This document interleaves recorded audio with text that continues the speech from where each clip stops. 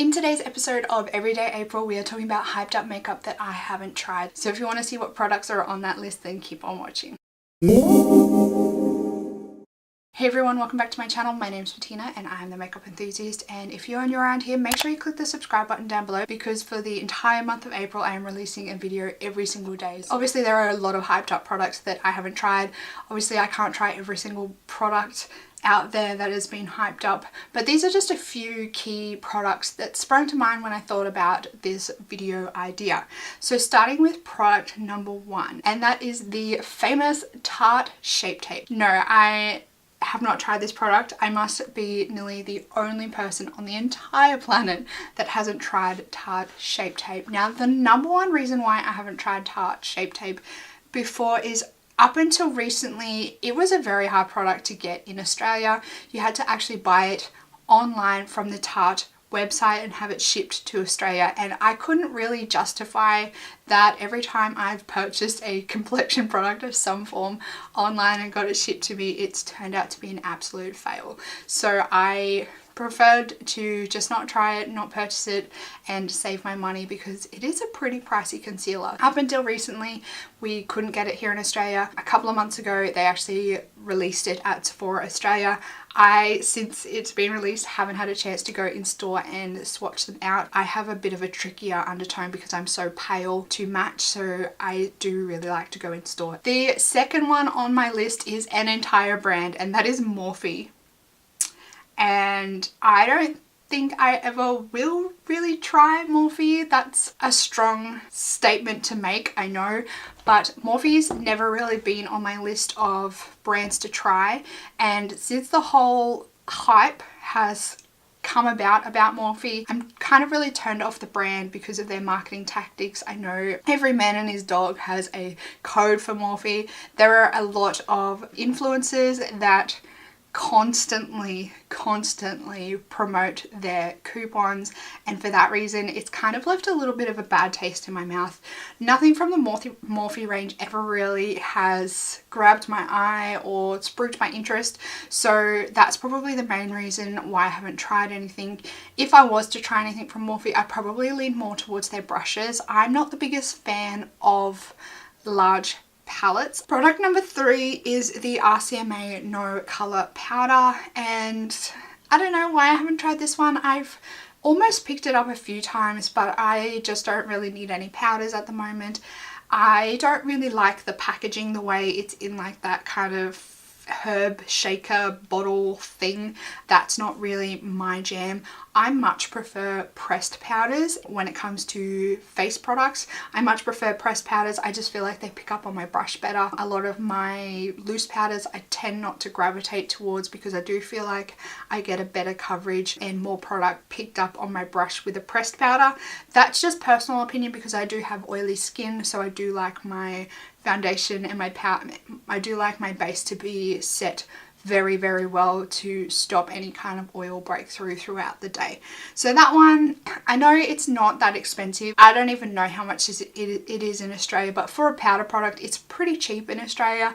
I just don't like the way the packaging is, so I would have to find some container to probably decant it into because that little, like I said, herb kind of shaker style bottle is not going to work for me at all. So just based on that, it's an inconvenient product for me to try, and I'd have to do a lot of faffing around to be able to try it. So it's just one of those products that's in the too hard basket at the moment because of all those reasons. Moving on to the next product, and that is product number four. Now this is a controversial product, and I just wanted to mention it because it was one that used to have a lot of hype. This brand at the moment is in a lot of hot water, and you guys have probably guessed it already. It's Kat Von D, and it is the Shade and Light palette. Now I never picked up this palette.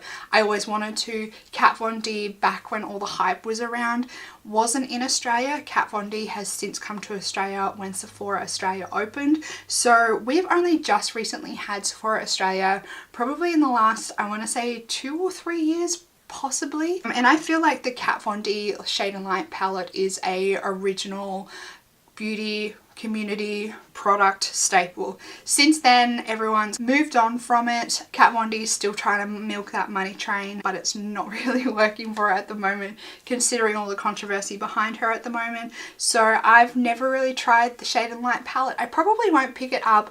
I know there's been a big move away from those multi-skin tone designed palettes, and for me, I have the Anastasia Beverly Hills contour palette and I can't use half of it because of my really pale complexion. The same would go for the Shade and Light palette. It just wouldn't work for me and I would be wasting my money because I wouldn't be able to use the whole thing. So that's the main reasons why I haven't picked up the Shade and Light palette. The next one is a brand again, and it is Glossier. Now Glossier gets a whole lot of hype from the beauty YouTubers that like a more natural, glowy look. I don't know whether Glossier necessarily would be a good brand for me, but I still would really like to try it. I'm probably more interested in their skincare products than their makeup products, but I would still like to give them a try. The main reason why I haven't tried Glossier is they don't ship to Australia. I don't know if that has since changed. I don't really want to be spending my money on shipping internationally from America purely for skincare products when I can just head to Priceline and get good skincare products from there without having to go to the hassle of ordering online and getting them shipped internationally and paying the international shipping rate. The next one is the Anastasia Dip Brow Pomade, and I have tried the Brow Wiz from Anastasia. I've tried the brow powders, but I have not actually tried the brow pomade. Now, not to say that I won't try this in the future. This is probably one of the products that I've mentioned so far that I would actually really be interested in trying. I did really enjoy the Brow Wiz. I just can't justify the price every month. I think it's about $30-ish, if not more, in Australia. So that's a lot of money to be paying every single month just for a brow product, in my opinion. So for me, I would much rather the brow pomade. It would last me a lot longer and I would probably enjoy the effect of it more than the Brow Wiz, I think. So this is probably a product that I will be trying in the future, and I think Anastasia Beverly Hills has since come to Mecca online, but I think it's in store in New Zealand. So I would much rather buy the Anastasia Beverly Hills products through Mecca than Sephora. That's just personal preference. I think the dip brow pomades are good value purely because the amount of product you get and how long it lasts you. So I haven't tried it yet, but I probably will in the future. The next is the Fenty Beauty Gloss Bomb, and I haven't tried this for a number of reasons. I've put the mini pack of the Gloss Bomb and the highlighter in my cart at Sephora many times, and something's just always stopped me from checking out my cart. I don't know what it is. I think it's just purely the fact that I don't need another lip gloss. And secondly, I am not enjoying seeing how Fenty Beauty is treating influencers at the moment. There's been a lot of beauty influencers that have been threatened with cease and desist and whatnot from Fenty recently, and that doesn't sit well with me. If it wasn't for social media, I don't think the Fenty Beauty brand would have been as popular or is as popular as it is. So the way they're treating influencers really upsets me, and I don't really want to support a brand that continues to treat influencers the way they do. Yeah, I don't want to be supporting a brand that continues to treat influencers the way they do when I think it's completely uncalled for. The next product is Estee Lauder Double Wear, and this product is another like OG beauty YouTube hyped product, and I haven't tried it. I don't think I will. I don't feel the need to want to try it. One of the main things that really annoys me about this product, similar to the NARS Sheer Glow and the NARS whatever it is, matte glow, whatever, is the fact that you have to buy a pump for it. Like, it doesn't come with a pump. Foundation bottles that you have to pour out onto a palette or your hand annoy me like there's no tomorrow. I think it is a massive waste of product, and I think it is just really poor on the brand's part that they don't include a pump with their foundation. I don't know whether the Double Wear would really be a foundation that I would enjoy. I recently discovered that I don't like the Fenty foundation, and I have a feeling that they might be similar in terms of coverage, and I just don't really like that thick, cakey, hard to blend foundation, so I don't think this would be one that I would enjoy. Next is Farsali Drops. Now this is an Instagram hyped product, and I don't know, I don't want to say that I'll never buy these, but they are really a product that I don't need. I have a lot of moisturizing primers in my collection at the moment that would basically do me the same job. I think the whole hype around the Farsali drops is that they look pretty and they make Instagram videos look really pretty when they're being dropped all over influencers' faces. So I think this product is a very Instagram hyped brand and products, and it's not really for me, so I'm gonna, I don't want to say never, but probably never. The next is the Physicians Formula Butter Bronzer. Now this product, I think we have it in Australia, but I've never seen it in store. I think it can be purchased online through potentially Priceline, but I haven't tried this one. I wouldn't say no to trying this one. I think potentially the light one would be really good for my complexion as a bronzer, so this would probably be something that I would look into in the future, but I would really like to swatch it in store.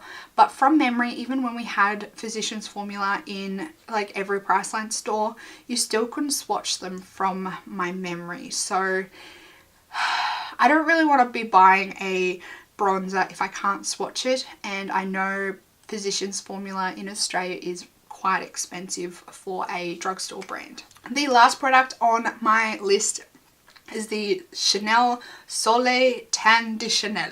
Now this is another OG beauty YouTube product, and I was dying to try this product back in the day. I wanted it so bad. I went hunting for this product left, right and center, and I just couldn't find it. So I haven't tried this product, not for lack of wanting to try it, just the fact that I couldn't find the product. So yeah, this one has made it onto the list of hyped products that I haven't had the chance to try. So that is the last hyped up makeup product that I haven't tried on my list. Let me know down in the comments box what hyped up makeup product you haven't tried, and also let me know if you'd like to see a part 2 of this video, if I can think of some more hyped up makeup products that I haven't tried. Don't forget to give this video a big thumbs up if you liked it. Also make sure you click the subscribe button down below so you can keep up to date on all my videos that are coming out in everyday April. That's it for this video, everyone. I hope you're having a fantastic day, and I will see you tomorrow. Goodbye.